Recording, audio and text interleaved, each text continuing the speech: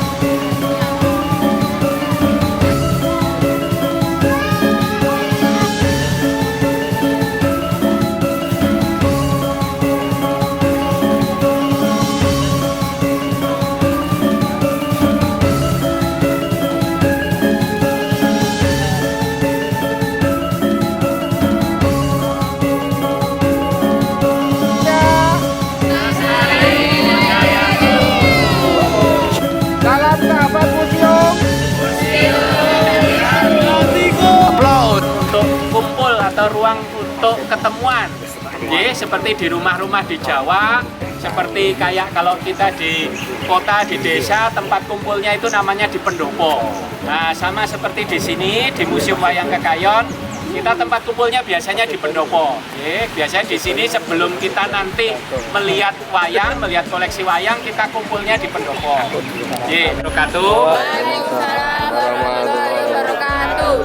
Selamat pagi, sugeng nginjang sedoyo, salam sejahtera untuk kita sekalian. Salam budaya, lestari budayaku.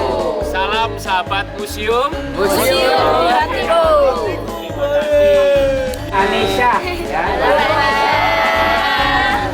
Dua-duanya masih jomblo semua ya. Dari pendiri museum ini yaitu Bapak Profesor Dr. KPH Suyono Prawira Kusumo. Beliau itu dulu dari Pakualaman ya. Teman semua nanti bisa menyaksikan koleksi wayang, yang wayang itu adalah merupakan kebudayaan bangsa Indonesia sejak zaman dahulu sampai sekarang. Salah satu kesenian kita yang unggulan. Kenapa kok unggulan? Karena sudah diakui oleh PBB, ya, sudah diakui oleh dunia internasional. UNESCO sudah memberikan pengetahuan itu semuanya adalah wayang dari Indonesia. Ya, karena apa? Karena dulu waktu ceritanya dibawa ke sini, terus diubah oleh para pengarang-pengarang kita zaman dahulu menjadi cerita Indonesia. Ya, seperti itu. Ya, jadi nanti ton dan macam-macam. Ya, nanti teman-teman juga bisa diajak memainkan wayang sama Mbak Anissa itu ya. Itu karena beliau itu Mbak Anissa itu meskipun perempuan tapi dia itu dalang ya, dalang wanita ya, dan dia juga dalangnya nggak sembarangan, punya ijazah dan kecil. Nanti lebih banyak nanti bisa menyaksikan di tempat-tempat lain atau mungkin menyaksikan di YouTube atau mungkin ke keraton ke sana, keraton, Wonobudoyo ataupun tempat-tempat yang punya ada koleksi wayang yang lain, nanti bisa belajar lebih. Jadi di sini nanti adalah pengenalannya di Museum Wayang Kekayon Yogyakarta. Mungkin kurang lebih seperti itu. Terima kasih untuk Dinas Kebudayaan Kabupaten Bantul, Biro Kebudayaan Bantul yang sudah membawa ibu-ibu dan teman-teman semuanya ke sini. Juga terima kasih untuk Mbak Samantha dan grupnya yang sudah membawa ke Museum Wayang Kekayon. Semoga Bisa. Yang teman-teman sama Mas Dimas, oke, monggo. Perkenalkan, nama aku Anissa Fatmanilasari. Teman-teman bisa panggil aku Anissa.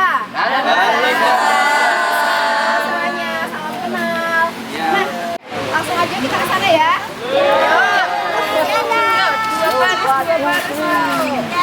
Dari sana ya. Mbak, jalannya jangan yang berkilo-kilo, Mbak. Aku nggak bisa. Oke, Pak. Ini nanti tak tinggal ini. halo.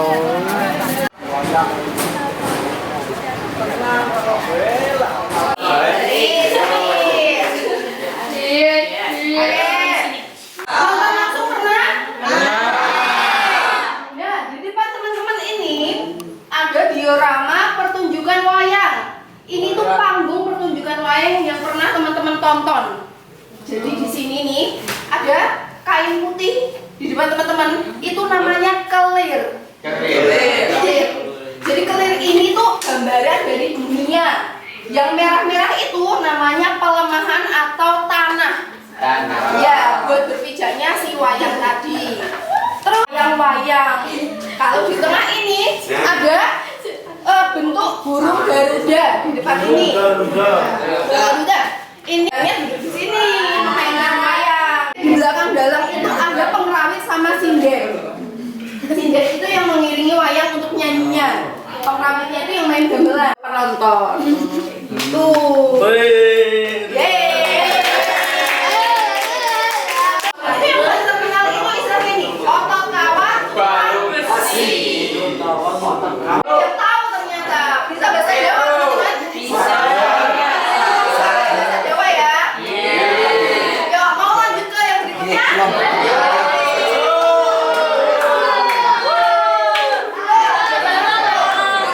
Ini pasti semua nih.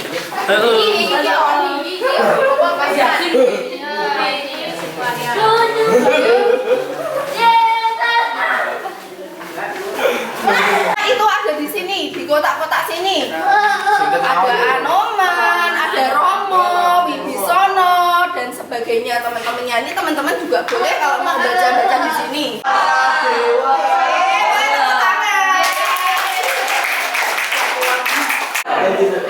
Oke, habis dari Mahabharata kita ke Kerajaan Hastina. Nah ini tuh rivalnya dari Pandawa 5 tadi. Kira-kira siapa ya musuhnya Pandawa?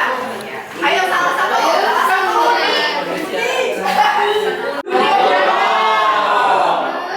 Ada namanya Dursosana. Ada namanya Citrakso, Citraksi. Dan sebagainya. Dari 100 Kurawa tadi ada satu perempuan. Dunia itu sebenarnya satu ibu, tapi mereka harus bermusuhan. Nah, mereka perang di Tegal Kurusetra dalam perang Bharatayuddha namanya ini. Perangnya Dewi Sinta nih. Dewi Sinta, ayo sini. Coba. Ini kayak gini. Kita dulu nonton di TV, sekarang kita nonton bentuk wayangnya. Ini mau lokasi itu kayak gitu. Kayak gitu. Nih wayangnya seperti itu. Ini teman-teman juga bisa baca. Baca dan doyok menghadang Prabu Kono Suwandono yang akan melamar Dewi Semataji. Masih berkurang. Yang hitam itu warna emasnya dari emas tetap. Cuma kalau yang hitam biasanya dari akil. Ada wayang Duporo atau wayang Diponegoro. Nah ini menggambarkan sosok, yang ini wayang menggambarkan tokoh Jenderal de Kock. Punya pedang, pakai seragam militer gitu ya, ada pangkatnya, ada sapunya. Nah, ini ceritanya Pangeran Diponegoro ya. Bahan pakai keris itu yang tradisional, dia masih mengikuti gaya pakaian wayang yang pakem. Nah, dia pakai soja, kemudian pakai sampul, pakai jari gitu ya. Warna emas cuma dia lebih cepat kuda. Nah, kalau yang ini dari emas. masih mengkilap sedikit. Ini dari blok kayak Yogyakarta. Dan ini nah ini untuk siar agama Islam zaman dulu. Tapi setelah wayang kulit lama ya, mungkin periodenya sekitar Menak itu wayang yang ini. Menak itu diambil dari sekitar Timur Tengah gitu. Jadi mungkin kayak apa ya, nama tokoh-tokohnya seperti Umar Moyo. Kalau di sini kurang tahu ya di pertunjukannya di mana. Tapi kalau yang itu di keraton masih ada sampai sekarang. Kata tempatnya di perbedaannya sangat signifikan dengan wayang kulit Jawa, itu lebih besar. Kalau nggak badannya ya kepalanya gitu ya. Nah ini kemudian catnya juga agak lebih sederhana dari wayang kulit.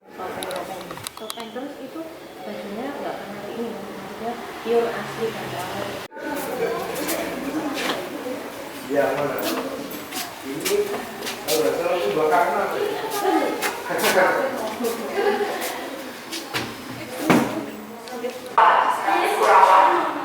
Nih, yang lain laki-laki semua. Dwarawati, ayahnya bernama Prabu Basudewa dan ibu Dewaki. Dia punya istri namanya Jembawati, Setyodono sama Rukmini. Jadi 3 ya istrinya. Dia warnanya hitam, tapi kalau di sini dia warnanya putih putih. Ayo kita ke sana yuk. Koleksi lain sama wayang Lombok. Ini yang bawah. Ini cerita-cerita sama cerita-cerita wayang dari Lombok. Kalau ke sebelah sana lagi kita bisa melihat wayang Kidang Kencana. Ini.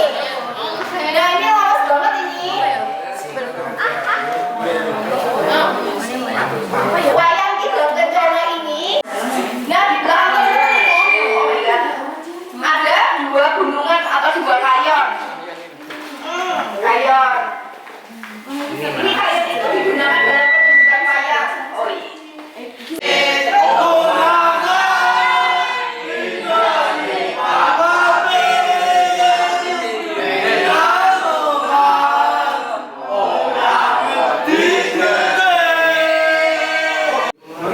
Belanja ya.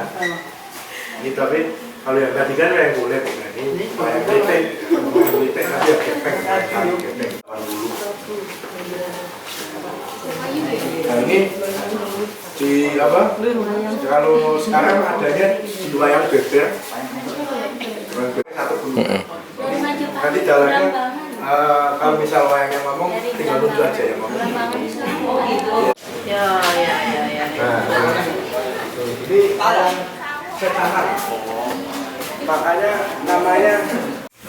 Nah ini wayang alun-alun Joglo ini sebenarnya sudah sama gitu tentang kerajaan-kerajaan di Indonesia ya. Bukan cuma apa Bima, Jumang gitu. Banyak ada wayang Gedog, kemudian apa lagi wayang Buporo gitu. Tapi ya sama ini kedua ini sudah jangan dipentaskan karena dalangnya nggak ada. Dipisahkan dalam kalau misalkan sekarang mungkin bisa dibaca di bapak tanah Jawa. Ini wayang-wayangnya seperti itu. Jatayu itu seekor burung dalam cerita pewayangan. Nah, dia sebesar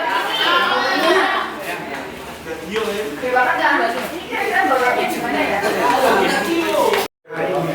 Ini kekuatannya bisa terbang, kemudian tangannya bisa menggunting lawannya. Jadi kalau terbang, pertama kita pegang begini dulu ya. Kemudian apa bahasa Indonesianya dibentul-bentul kayak apa ya? Begini. Kemudian pelan-pelan gini lah. Gini. Ini ceritanya sudah masuk langit. Kemudian tinggal terbang. Nah, kemudian versi sepannya begini, ya. Nah, ini hasil. Pak Tani. Kalau misal wayang itu berantem, itu bisa ditendang, ini ya, ditendang nggak kena, terus meleset, dipukul, ini ditarik, kemudian ini balas, tapi nggak kena. Ini namanya adegan perapatan. Dan ini begini. Nah, ini karena ini nggak ada tangannya sih. Ya, apa adanya ya? Ya, pokoknya pukul-pukulan sampai akhirnya yang kayak orang jalan. Ada satu yang bisa ikutin. Tepuk tangan. Sebelah sini ya. Ini kalau misal belajar dalam. Nah, ini nempel. Nah, gini. Nah, ini kalau sini dulu ya. ini kalau di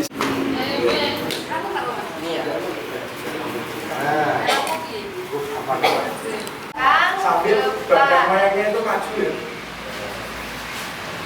Ya, ini nggak usah ikut maju. Ini tetap aja stay di sini. Badan wayangnya maju. Ya, gitu ya. Emang agak susah ya. Ya.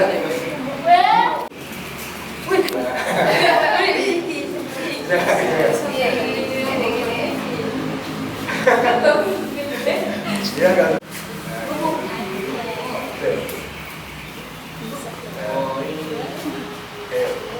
Pakai ini coba. Berat. Ngelontrong. Susah.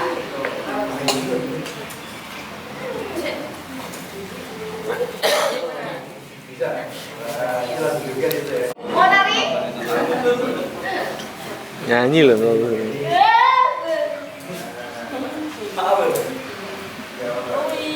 Mas Oni.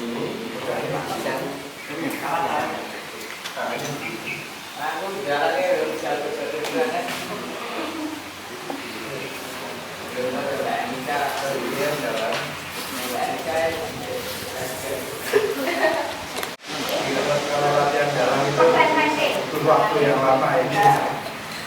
Pegang tangan kirinya. Oke.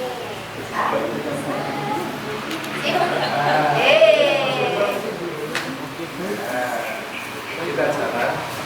Jadi wayang ini bisa jalan ya.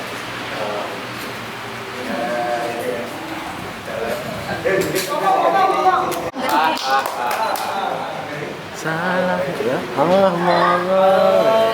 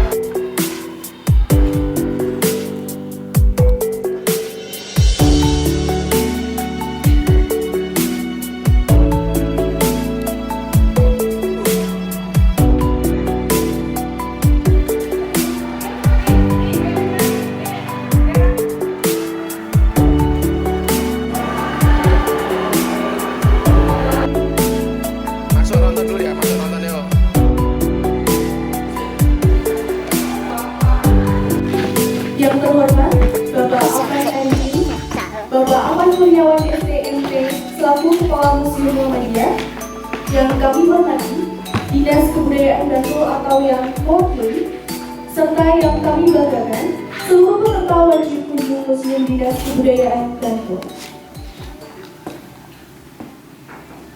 Puji syukur marilah kita panjatkan kehadirat Allah Subhanahu wa Ta'ala, Tuhan yang Maha Esa, atas limpahan rahmat, nikmat, dan karunia-Nya, sehingga pada hari ini kita dapat berkumpul bersama dalam acara Wajib Kunjung Museum Dinas Kebudayaan Bantul. Assalamualaikum warahmatullahi wabarakatuh.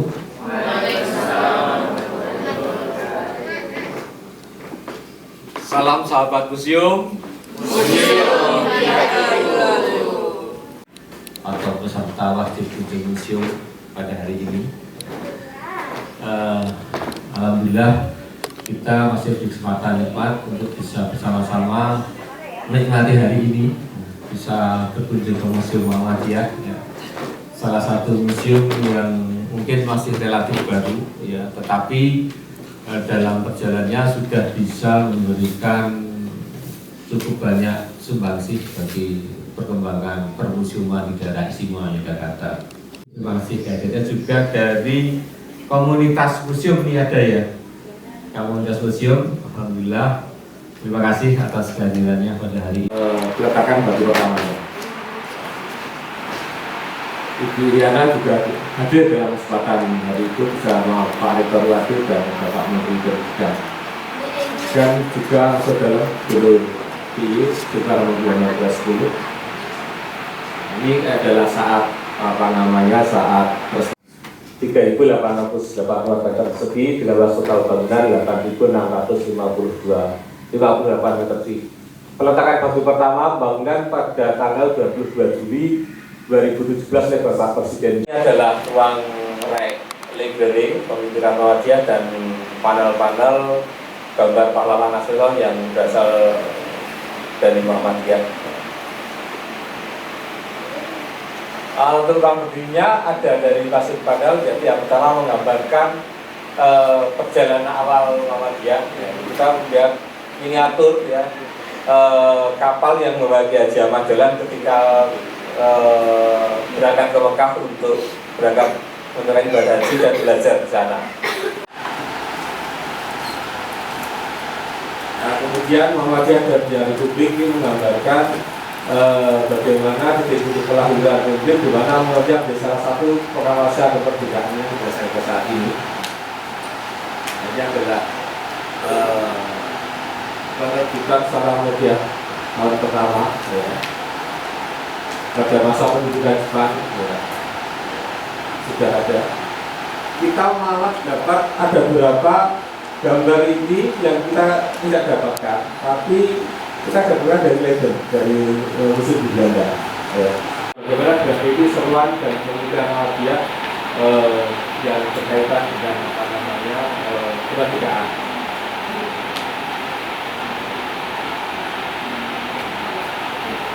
Nah, kita juga satu organisasi otonom, sebenarnya adalah organisasi yang berada di dalam Perserikatan Muhammadiyah. Itu ada Aisyah, ada Nasihatul Aisyah, ada Pemuda Muhammadiyah, ada Ikatan Muhammadiyah, ada Ikatan Pelajar Muhammadiyah, ada Hizbul Wathan dan Bapak Suci Putra Muhammadiyah.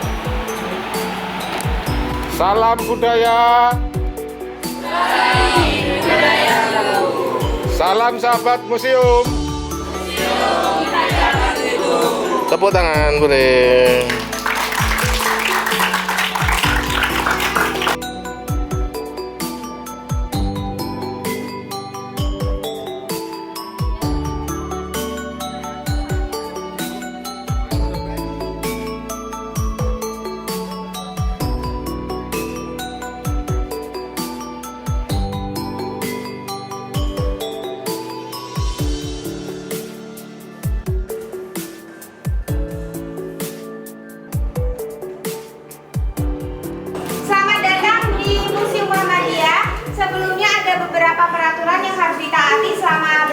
Museum. Yang pertama, tidak boleh memegang, menyentuh maupun menggeser semua koleksi yang ada di dalam museum. Yang kedua, tidak diperbolehkan makan dan minum. Dan yang ketiga, untuk informasi toilet itu berada di lantai 2 dan lantai 4. Lalu informasi untuk kunjungan ini bersifat one way atau satu arah. Jadi nanti kalau sudah di zona selanjutnya tidak boleh kembali ke zona sebelumnya. Ada pertanyaan Bapak Ibu sekalian?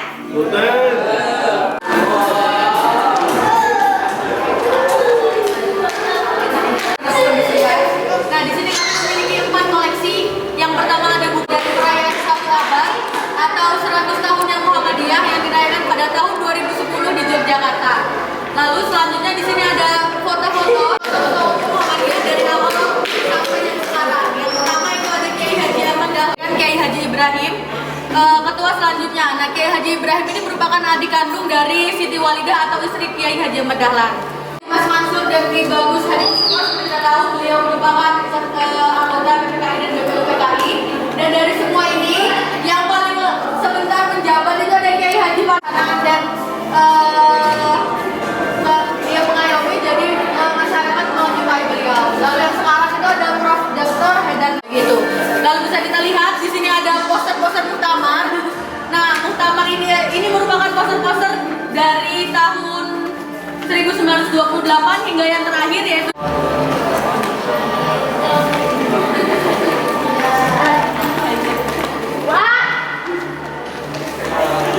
Muhammad dan tingkat saja. Buku aslinya bisa ditemui di Pusat Studi Muhammadiyah yang berada di UMY atau di Suara Muhammadiyah. Lalu selanjutnya ada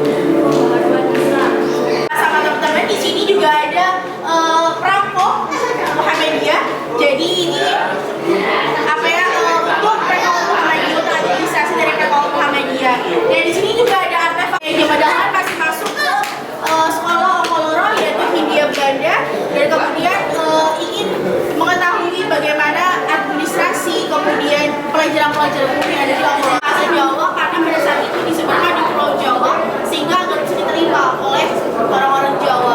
Dan di sini ini Kiai Haji Ahmad Dahlan pada saat hari-hari besar gitu, pada saat Idul Fitri.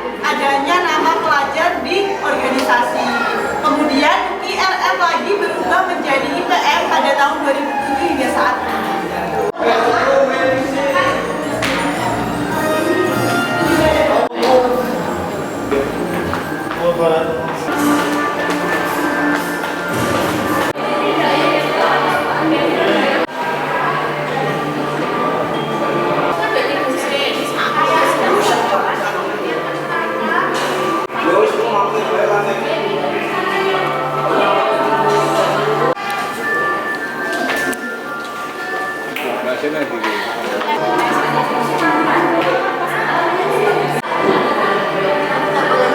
Didukung langsung oleh Kiai Haji Ahmad Dahlan melalui didirikannya Balai Kesehatan atau Poliklinik. Nah, tujuan didirikannya Gerakan Pelayanan Kesehatan ini adalah untuk meningkatkan Gerakan Pelayanan Kesehatan ini juga terdapat tokoh politisnya. Di sini ada 3, yaitu Kiai Haji Mas Majur, Dr. 80-an. Dan juga kursi ini merupakan kursi dari organisasi Aisyah. Mungkin tadi di zona autom sudah dijelaskan.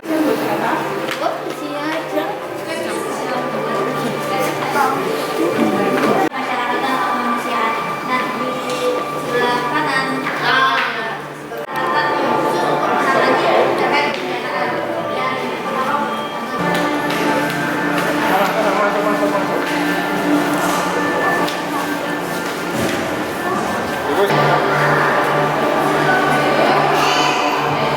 dan mengajukan izin berbadan hukum agar melakukan secara hukum oleh pemerintah Belanda. Akan tetapi geraknya masih dibatasi, jadi dakwahnya hanya bisa bergerak di Yogyakarta. Jadi dia ini juga masih organisasi lain seperti Budi Utomo dan sebagainya. Maka Muhammadiyah ini juga menginspirasi bahwa